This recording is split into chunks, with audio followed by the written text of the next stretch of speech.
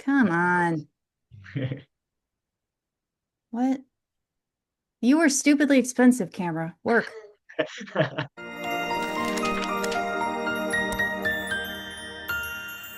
Hey darling. Today I'm sitting down with an author whose background is just as extraordinary as the worlds he creates. VOWRON Prime writes progression fantasy that draws from mythology and global storytelling traditions. And when you learn about his journey, from climbing mountains to studying Japanese culture to building entire game worlds, you start to understand why his books feel so grounded and expansive at the same time. This is someone who doesn't just write about characters pushing past their limits. He's lived that experience himself. And that authenticity comes through in every page. In this interview, we're going to talk about his approach to world building, what it takes to craft a compelling magic system, how his real-world adventures inform his storytelling, and what readers can expect from his current and upcoming work. Whether you're already a fan or just discovering his books for the first time today, I think you're going to find this conversation so fun and so fascinating. Let's dive in. Okay, here we are with VOWRON Prime, and I am so excited to pick your brain and invade your privacy for about an hour. So why don't we go ahead and start? Tell us a bit about yourself. What fun quirks do you have? What hobbies do you have? What are some awesome things that we really need to know about you?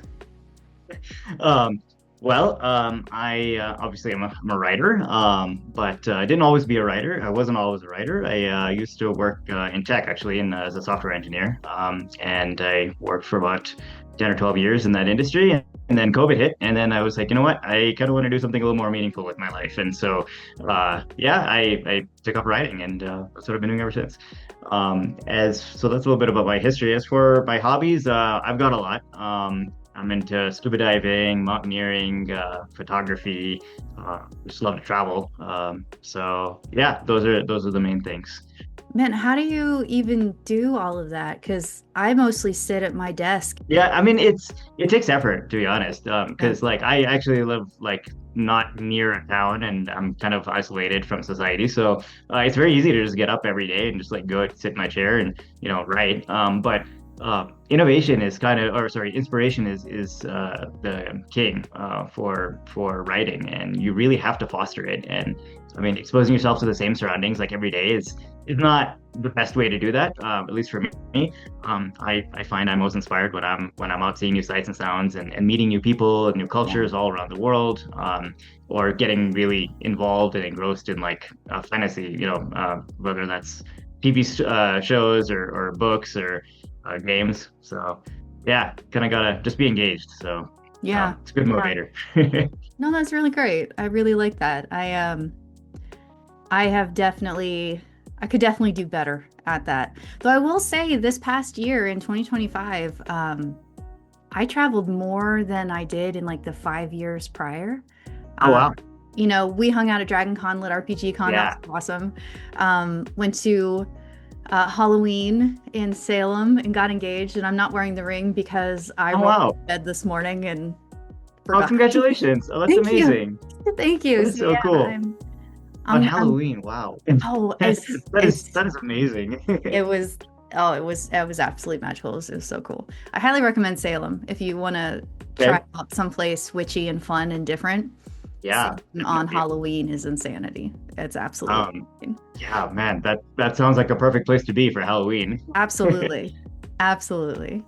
Um, yeah, and we had a Sedona trip before that. So yeah, we've been traveling a lot. I've been really surprised. So Yeah, it's amazing what you experience and see, and I feel like it just broadens your perspective so much.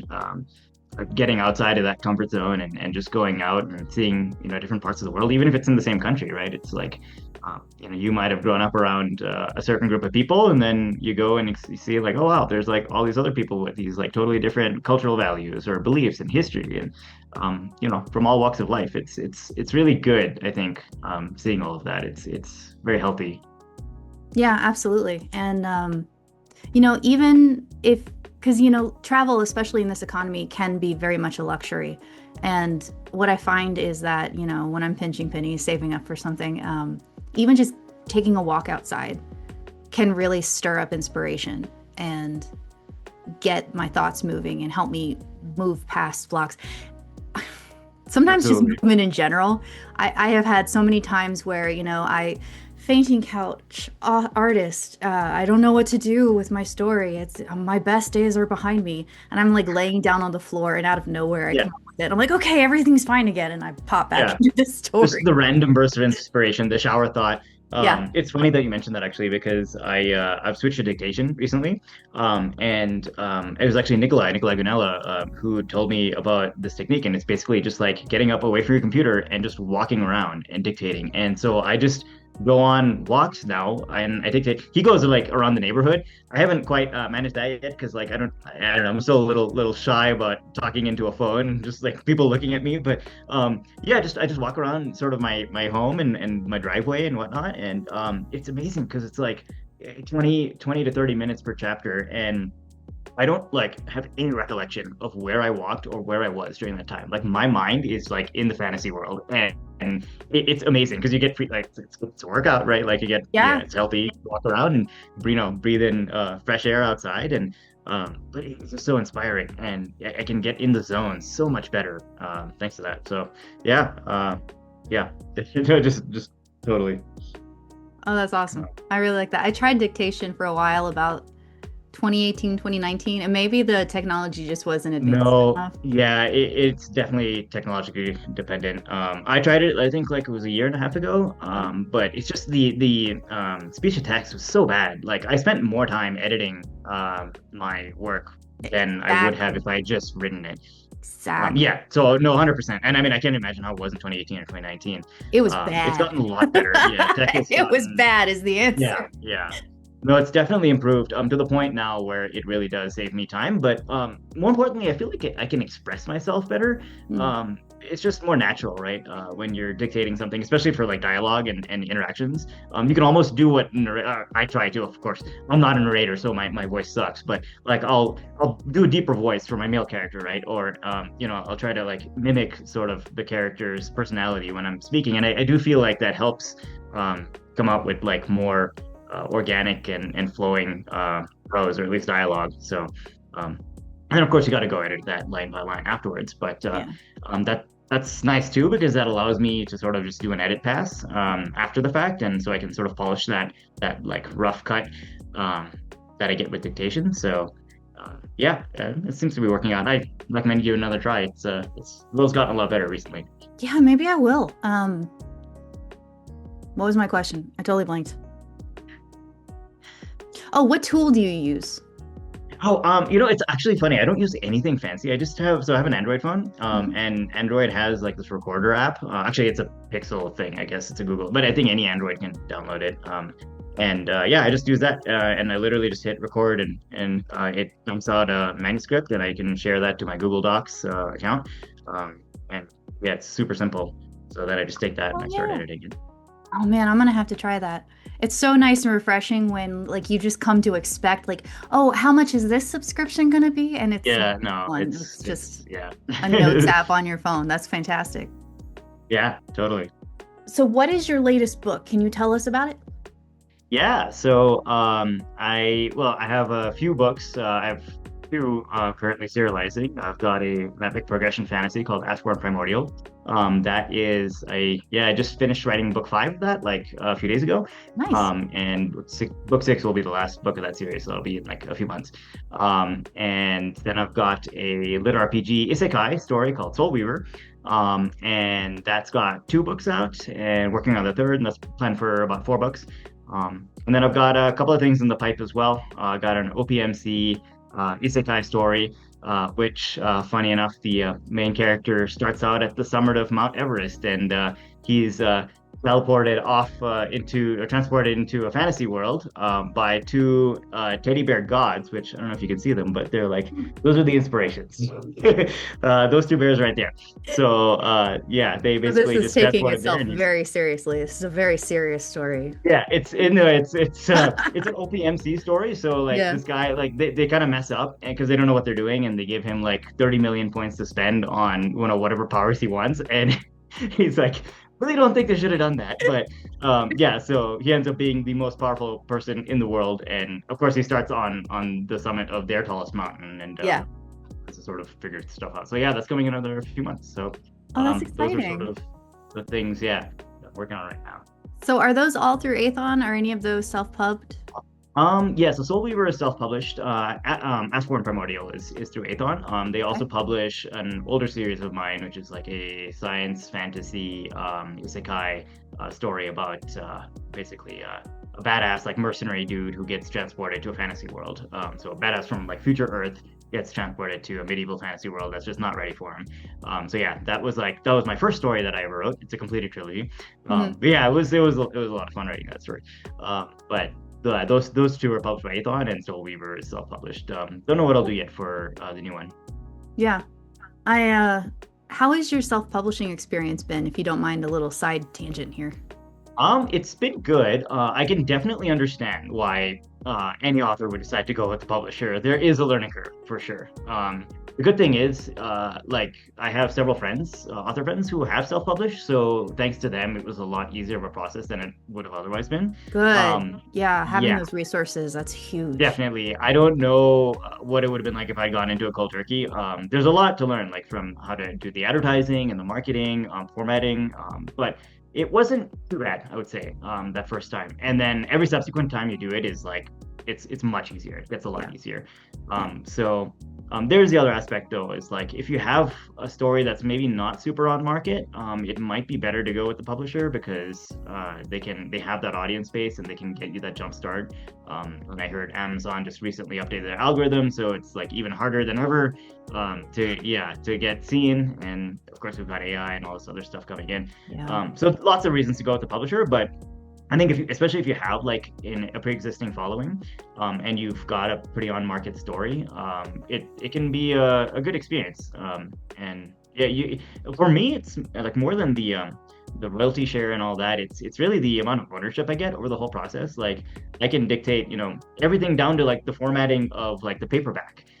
And what the margins are, or like whatnot, just the tiniest things, or like the exact typography, right? Yeah. And because I'm into photography as well, so I love editing my covers and just like tweaking them and doing these like tiniest changes that nobody's gonna notice Yeah. apart from me, right? Like that's, but I like it. So Well, I self-published my first several dozen books because I have a romance pen name too. And yeah, uh, how did that go? I mean, so I started publishing in 2011, Oh and yeah, you know, very different. I was one of the people who call me one of the pioneers. I'm like, that makes me sound way fancier than I am, but thank you. You And totally were though. That's wow. so yeah, Can't imagine. It's been really different back then. I was in the trenches for sure and figuring it out as we went. And it was a wild roller coaster ride, but I so when I learn a new skill, it is primarily because I'm like being cheap and I don't want to pay someone to do the thing. So like I looked at how expensive formatting is and I'm like, fuck that. I'll just learn to format. I hate it now. I will pay whatever sum now. That yeah, it's a lot of work, and it's definitely a So much work. skill. Yeah. But I learned graphic design specifically to like make my own covers because I was like, $2,000 for a cover. You're That's amazing insane. though. That is so cool. I mean, that's a great reason to learn something, right? Because then it's like you're actually learning it for to solve a particular problem, and it's like it's actually useful for you. Yeah, But that's a lot of work. A lot of dedication. Hats off to you. thank you. It's definitely not out of spite. Yeah, definitely not. Okay, so let's dive into a bit of headcanon. Is there a specific headcanon theory from your readers that is your favorite?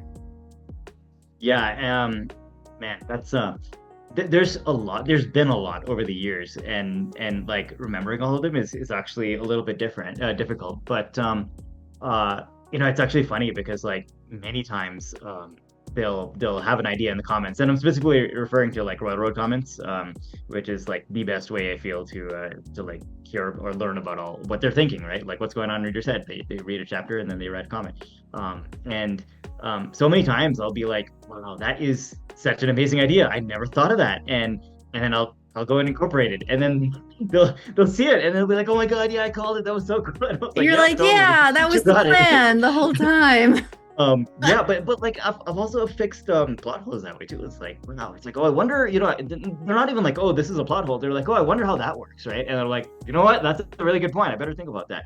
Um, but like just a couple of examples come to mind. Like in Soul Weaver, there is a character I put a lot of effort into, and he's the patron god of the main character who isekais him into the new world. But he kind of fashions himself as a bartender in a bar that's in outer space. And yeah, he's a very like quirky, just whimsical guy who will never give you a straight answer for anything. And that has just caused like the comment section to go wild about like, who he really is. Like, oh, there are other gods, but he's clearly the most powerful god, even though he says he's the weakest, right? Like, we don't trust anything that Cosmo says. Um, or he's pulling the strings of the other gods, or that they're all engaged in some sort of grand like cosmic game and like he's the only one who's not, and it just, the list goes on and on and on, and so many things I just never even thought of. I'm like, wow, this is awesome. And that was kind of my intent with that character, but it's really cool seeing that play out, and readers just really latch on to that and go wild with their ideas. And some stuff like does become headcanon. The main character has a power that allows him to like enchant stuff. That's sort of his core thing. And one reader was like, "Oh, is this going to be like Gilgamesh from Fate?" And I don't know if you're familiar with that, but Gilgamesh is a character from the Fate Stay Night and just Fate. It's a manga, I believe, series or light novel, and it's a famous anime series. But anyway, he's a mythological character from history. But his big thing is he's able to like summon swords that just like appear all around him. Like he can summon like dozens and dozens of swords, and then they just like appear through a portal, and it looks so badass just having him like surrounded by these swords, and then they fire out and like attack his enemies. So I'm like, yeah, you know what, like I was kind of going that direction anyway, but that image just really stuck in my head, and I was like, I'm totally gonna do that. Like that's such a good idea. So yeah, there's so many of those. Yeah, it's really great. I think that's like one of the best things about publishing on Royal Road is just being able to see reader interaction to that degree. I mean, writers throughout history, it's like they've had reviews, I guess, and like beta reads, but like it's not even comparable. And it can be a little stressful with some comments that you get, but I gotta say, like the vast majority of readers are just awesome and so supportive. And yeah, it's been great just like hearing about all the theories that they come up with. Okay, fun fact number 1. VOWRON Prime has climbed the 7 summits. That's the tallest peak on every single continent around the world. We're talking Everest, Kilimanjaro, Denali, the whole list. So when he writes about characters pushing past their limits, testing their endurance, and conquering challenges that feel impossible, he's not just imagining what it's like. He's lived it. And that experience absolutely shows up in how he crafts character growth and high-stakes moments in his books. All right, let's get back into the interview. So if you could watch a reader's face as they read a specific scene to see their reaction, which scene would that be from which book? Yeah, so okay, so Ashbourne is going to be ending with book 6, and I have some really epic stuff there, which they haven't seen obviously because it hasn't come out yet. So I'm not going to spoil that, but so I'm a big fan of like long foreshadowing, perhaps to like the point where it's just totally useless and way over the top. I outlined all of Ashbourne before I wrote it, which allows you to do some really ridiculous things like foreshadow 4 books in advance, right? Like drop like one word, foreshadow like 4 books in advance. So the word fate is used like throughout the book, throughout the series, and it like from like the prologue, I think, and it comes up, and it's a capital F, fate. And readers are led to believe like, oh yeah, like fate is a big deal, like yeah, clearly it's fate. And then in book 4 it's kind of revealed that yeah, that's actually the name of the like arch nemesis of the entire series, and it has always been them that was referred to with that word, which makes you like completely reevaluate everything. And that just blew readers' minds. It was awesome, like when they realized like, oh, the fate weavers are like the people who are in charge of fate. And yeah, that was very, very satisfying. And I think most readers probably completely forgot about like most of the foreshadowing that happened for that. But Yeah, that was pretty powerful. I think it adds up. Even if you forget about it like consciously, like in your subconscious, you're probably like, yeah, I've encountered that before. It seems familiar. And it's like, Mhm. oh, man, that's what that is. So, um, yeah, that was really fun. Yeah, that's awesome. So we've kind of touched on this a little bit already, but with Royal Road. But is Royal Road your favorite way to interact with readers? Yeah, I would say that it is. I think my avenues for interacting with readers are basically Royal Road, Amazon, and then in person at conventions, which is of course awesome. But I think in terms of like the quantity, the sheer number of readers you interact with, Royal Road is great for that, and it's great because they just post their honest thoughts right after reading the chapter, and everything from like typo corrections, right, which I incorporate, as in like all Free as soon as proofreaders. I It's can, great. basically. Yeah, I mean, sometimes there's a lot, so it takes me a while. So, but like, yeah, that's great. And then everything from that to just like, oh, I love this chapter, which is like, oh, every author loves hearing that, right? I mean, it's like, oh, that's great. Like, oh, this made my day. That's Feed awesome. my ego. Yeah, right.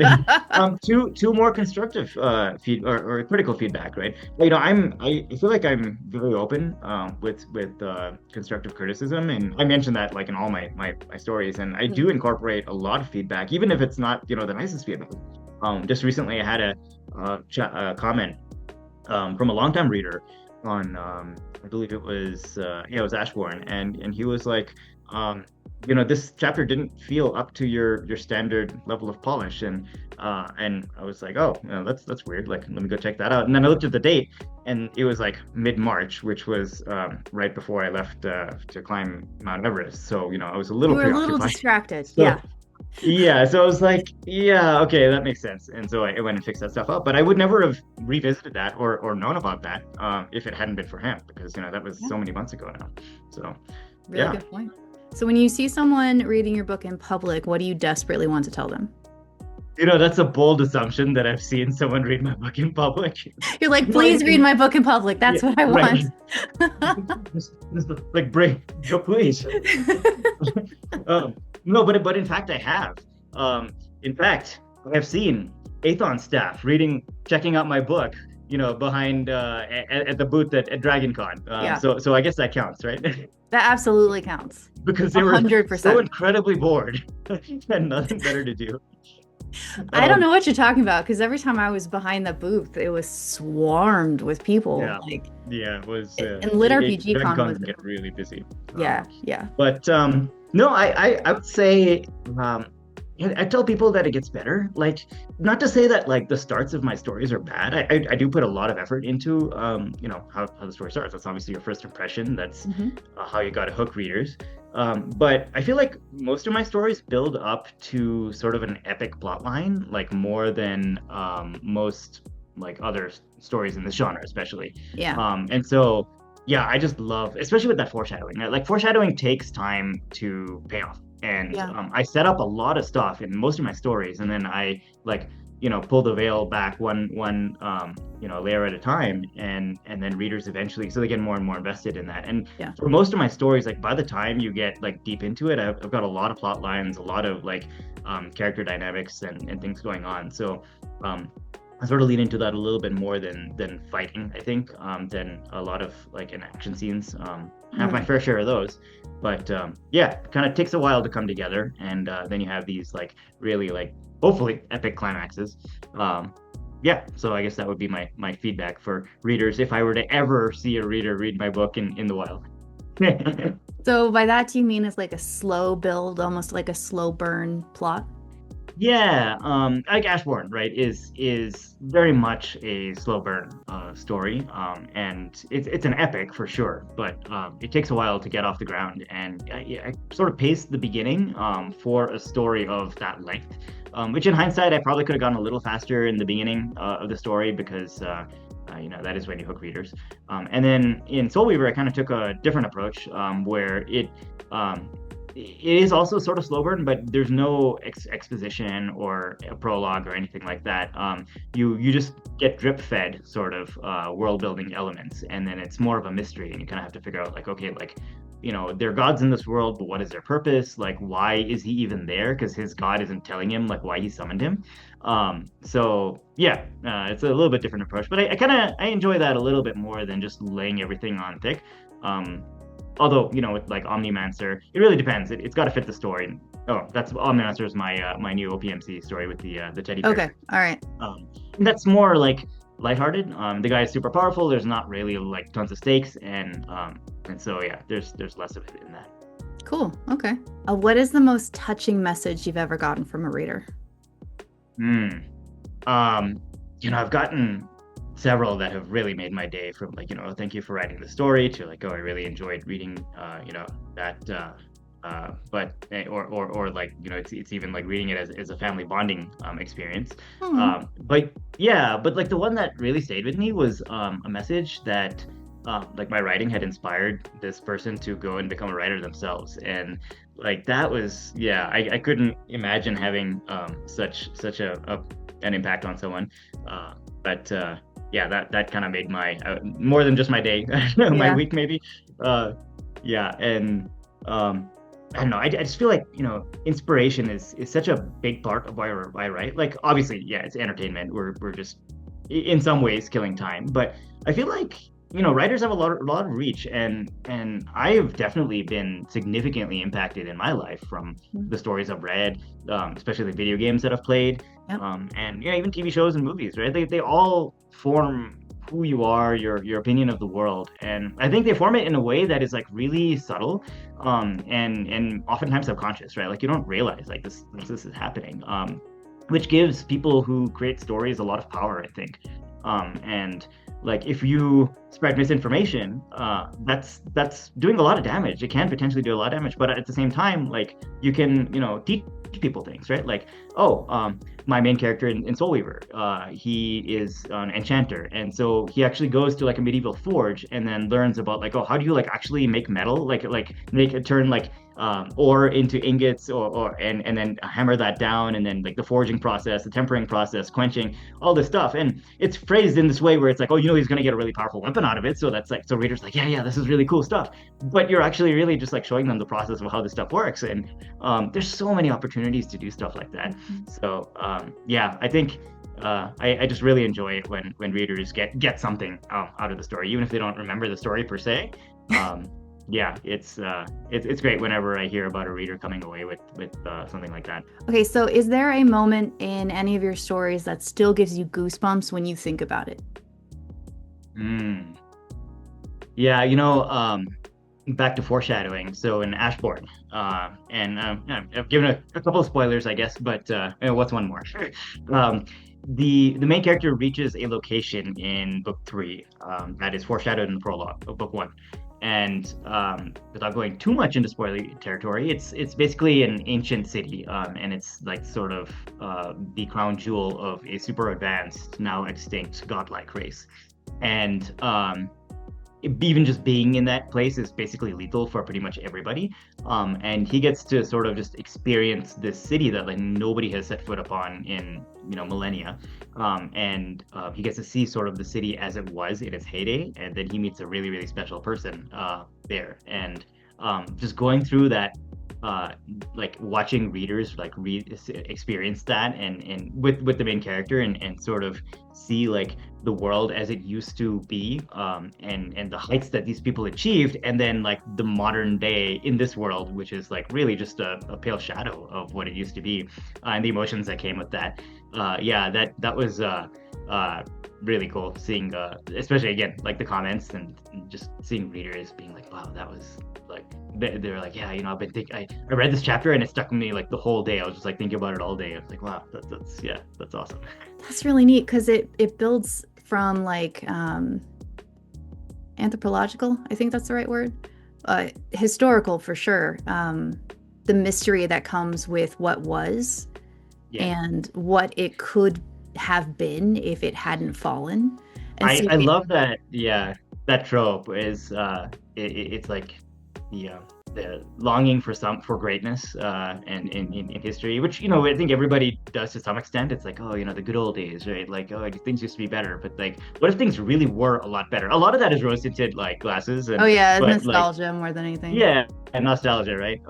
But yeah, in a situation like this, it's like, yeah, the world really was great, and then there's a lot of complex like emotions with that. It's like, Mm. um, even no matter how hard we struggle, we will never be able to achieve like the heights that they achieved, right? Which is not something you associate with the modern day, because like we are at the pinnacle of what humanity has achieved, Yeah. technologically and in progress throughout history. But that's yeah, what if that wasn't the case in the world? So I like exploring stuff like that in stories. I think it adds a layer of meaning and depth, and again, gives you something that may stick with you, and get you thinking and about whatever it inspires in your head. Yeah. I feel like that's a good thing. Yeah, that's great.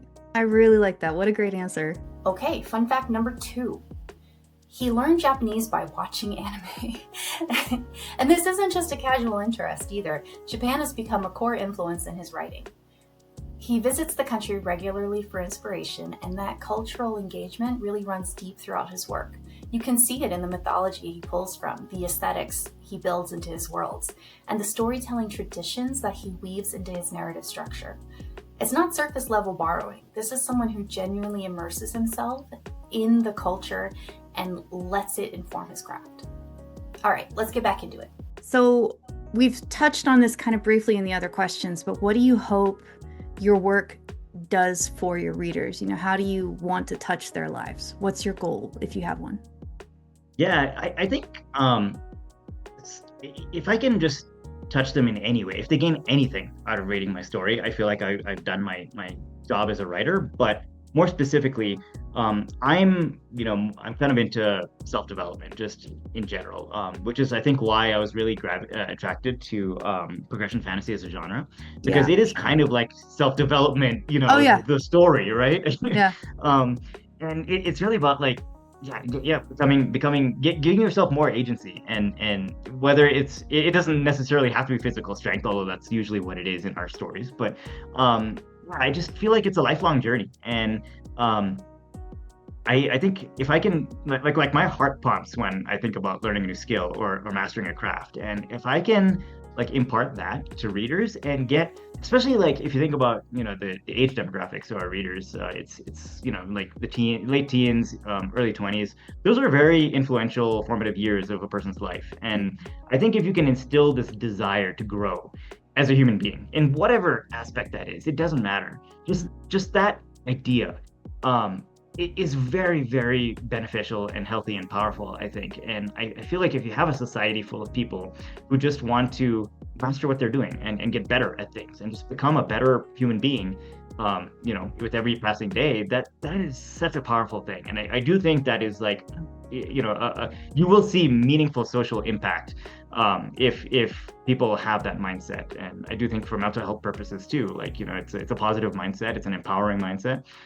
So yeah, I hope that in a little bit of my writing, and I'm able to sort of impart that ethos onto people. But again, if they can just take away something from it, then that I feel like I've done my job. That's the minimum bar. That's wonderful. I like that. That's such a great answer, because it's so true. Like even past your 20s, we're constantly growing and evolving as people. We're constantly pushing ourselves, hopefully, on using that desire to grow and that desire to progress that came about in our teens and 20s, and pushing into our 30s and 40s, which I think a big one. I'm 37 now, and Me too. oh, okay, yay, 88 babies. Yeah. And I look back on my 20s and think I was trying so hard to be someone I wasn't, because I thought that's who I was supposed to be. And in my 30s, I just don't fucking care. I'm like, this is me. Totally. Take it or leave it, and that there's a level of freedom that comes with that. So I think that a lot of times older protagonists are still important. Oh, yeah. I'm older, 30, fine, Yeah, whatever, that's the isn't thing, right? It's supposed like to be when you're old, young but 20s, yeah, it's like, oh, 38, that's withered, right? oh Like, man, your but best days are behind you, and it's like, fuck you, dude. But but you know what? Here's the thing, right? Like it can very well be the case, and it's all like as I've aged, I thought like that was the case. Like, oh, you get old, and all the interesting, cool, fun things become boring, and then you just become old and grouchy and whatever, right? Like, because I'm looking at some people, yeah, that I know, and that can definitely be the case, and but I feel like so William Shatner is someone I respect greatly, and he has a documentary, and um, one thing he says in that is that he's like, oh, I don't feel like I should like win any awards for my acting, which is very modest of him. But if there's one thing he should win an award for, it's keeping that inner child alive in him. Mm. And he says like when you're young, the world is so bright and full of potential, but as you get older, that sort of dims, and then you settle down, you have a family, you get bogged down into the day to day, you worry about your career, and suddenly like life just gets less fun and interesting. And he said it's very important to cultivate that inner curiosity, and it's like if you Yes, can that's such a great way to put it. The inner curiosity. yeah, yeah, and it's basically like a childlike curiosity, right? Like, children are just they are so excited by everything in the world. Everything is Yeah. interesting, Yeah. and if you can keep that alive, I think you'll be a happier, just more fulfilled person. And so that goes back to like some what I try to instill too in my writing, because I've been to a lot of places around the world. I've met a lot of people. I've experienced a lot of cultures, and that all feeds into my writing. And I've seen, I've been to the summit of Mount Everest, and not just that, but like other mountains too. And some of these places are like they're like other planets, honestly. You really feel like you are standing on an alien world. They are so gorgeous and sometimes vicious, but just such magical places. And if I can like impart that sense of wonder and exploration into readers, yeah, that's kind of that brings me great joy. I love that. As like, the joke in any business is you have to have a brand, but I think with writers we have more tropes or Yeah, things that especially people genre come to know writers. us for, like for me, I don't know why, I write about death a lot. Mm, I'm constantly processing death from different yeah. angles because I'm shiny and bright. But I like that yours, you have this innate sense of exploration and wonder and discovery that really sounds like it's built across all of your stories. Yeah, and actually, so it's funny that you mentioned grimdark, because Magnus, my first series, is a grimdark science fantasy. It's very quite dark, and one of the ways it's dark is that like the main character has something. His mind is basically messed with, and he believes that he's in a VR world, and he may or may not be in a VR world. Let me just put it that way. But the Mm. things he sees is like fundamentally, he perceives like aliens as like totally alien and hideous.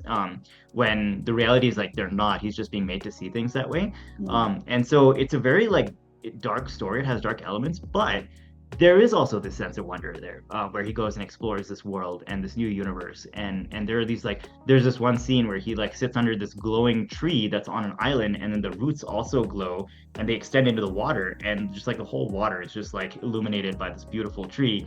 And he So uses cool.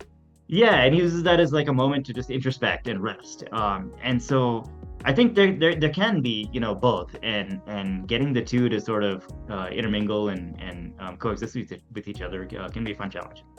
Yeah, that's awesome. I love that. Fun fact number 3. In addition to writing novels, VOWRON Prime is currently working on the story and world building for a video game with a development team out in Europe. The concept is that you play as a hero moving through various mythologies. Think gods, legends, and epic journeys across different cultural traditions. The game is set to launch in May of next year, so if you love his books and want another way to experience his stories, you might want to keep an eye on that project. Let's get back into the last bit of the interview. So I don't know if this is just going to be a repeat of the questions we've already asked, but when readers say one of your books changed them, what do you hope that change is? Yeah, I yeah, again goes back to really anything that just inspires them or sticks with them. Mhm. And even if it's just like some aspect of the leveling system they thought was interesting, and then they talk about it with their friends, right?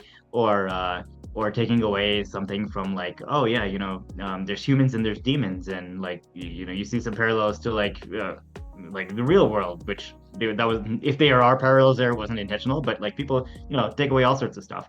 And if even if it's just a sense of wonder at the world. And yeah, I mean, I've experienced a lot, and if I've been to some pretty cool places in the world, and if I can just share that with people, that would be great. And if I can share that sense of beauty. And actually, the other thing I really like doing is, so Ashbourne is inspired by Indian mythology, and like most of the names in the book are originate from Sanskrit. And there's even like some cultures, and you'll see some like festivals in the books that are basically takes on Indian festivals. And sort of Ashbourne's, the way I came up with that was like, what if you take like ancient India, give them magic in a fantasy setting, and let them develop for like 5,000 years. And then, so that's sort of like the premise for the Forerunner race. And then they go extinct through some apocalypse, which is a mystery of the series. And then you have this world that is sort of in the aftermath of that. So that was sort of the base premise. But the main reason I did that is because I kind of wanted to introduce some awareness to, these underrepresented cultures, which I think are really cool. And they have a lot of potential for like mythology and fantasy and exploration there. And so this new OPMC story, the one with the teddy bears, is actually rooted in Native American mythology and First Nation myth and culture. And so, yeah, it's cool because you get to like, it's not just like, it's one thing to read about it in the textbook, but it's another to see like this character like experiencing the actual culture, like the living culture in a fantasy setting. Obviously, there's going to be some differences always, but yeah, just trying to broaden awareness, I guess, would be the gist of that. So when it comes to honoring cultures and exploring them in fiction, what do you think is the best way to do that respectfully? Yeah, that is a big thing. Obviously, for my heritage, because I'm of Indian origin, it's much easier. I grew up in that culture, and yeah. But obviously, there's always things you'll get wrong. But for like this Native American one, I've done a ton of research. I've probably watched like 60, 70 hours of YouTube videos. I have attended some like Native American cultural events, and I'm going to be reaching out to like domain experts or cultural experts, I guess, for some of the other details, like the chants, the magical chants in that world are all Native American, like in a Native American language. And obviously, I don't want to butcher that, and I want to be respectful to that. So I'm going to be cross-checking all that stuff. But I think like the cusp of it is like, everyone is human and everyone makes mistakes. But I think as long as you try to do right by them and by whatever culture you're trying to represent, and not have this like attitude of, oh, I'm going to demonize them or like reduce them to some like silly stereotype, which I think has been done a lot even in like cartoons, right, and stuff like that. I think if you just try to do your best and really show them in all their glory, then I think people understand. I think they'll get it. Yeah, that's a good approach. Do you have readers to go through the story that are, of any culture that you're writing about, or like, do you have some sort of vetting process for it before you go through? Yeah, so for Ashbourne, I have several readers who are of Indian origin, so that was easy. I actually just asked on Royal Road, like, hey, are any of you of Native American origin or familiar with it? And I didn't get any hits. So it's going to be a little bit more difficult seeking down an audience that is familiar with that. But yeah, I do think it's extremely valuable to have beta readers who are able to like attest to that and be like, yeah, I can totally relate to that. Or like, no, you got this wrong. So, and I mean, even then, cultures are not monolithic, right? So like in Indian culture, right? I mean, South India is very different from North India. And then you have the individual states, and each state has their own languages, right? And their own sort of traditions and festivals and whatnot. So it can, even if you have one person telling you one thing, it can very much be a different case, in a different region. And that's doubly true for Native American culture, which, for the longest, I mean, they were never really united. They were a bunch of tribes and living in Yeah. pretty much isolation. So the culture is very dramatically, and calling it like a Native American culture is basically, it's kind of a misnomer, right? Because there are some similarities, but Exactly. there's Yeah. way more differences. Yeah. So So, I mean, at that point, it's almost like you have to specify. I like to write author notes. So at the end, I'm like, bleh, this is what it was like. yeah. Um, and in case you missed it, I want to hit you on the head with the meaning of the story and the themes I was going for.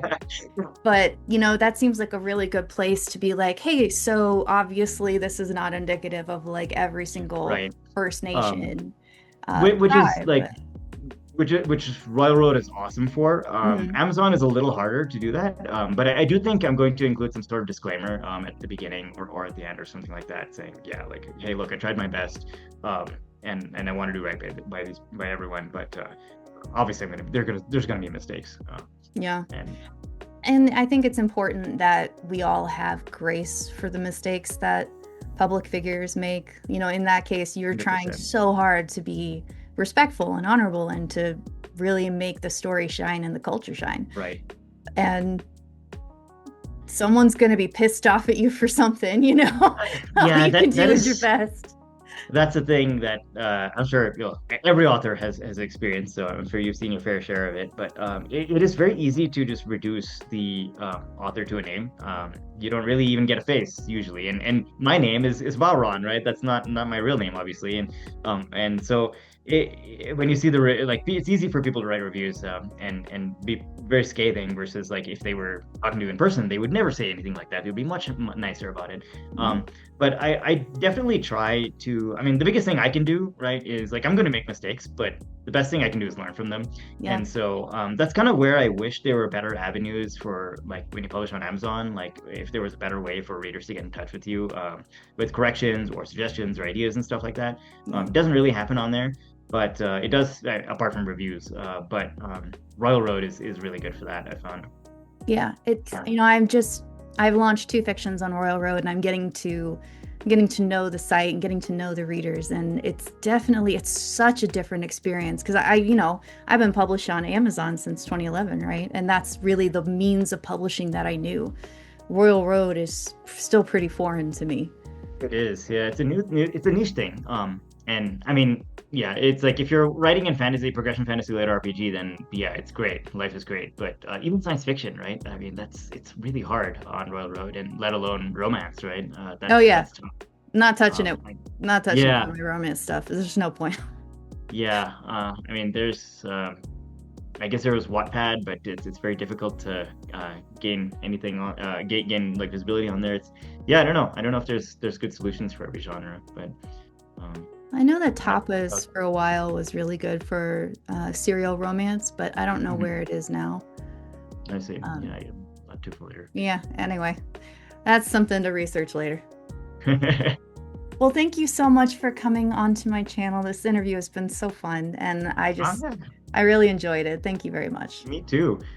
Yeah, I guess I just there's a sort of just to wrap up sort of everything and put a bow on it.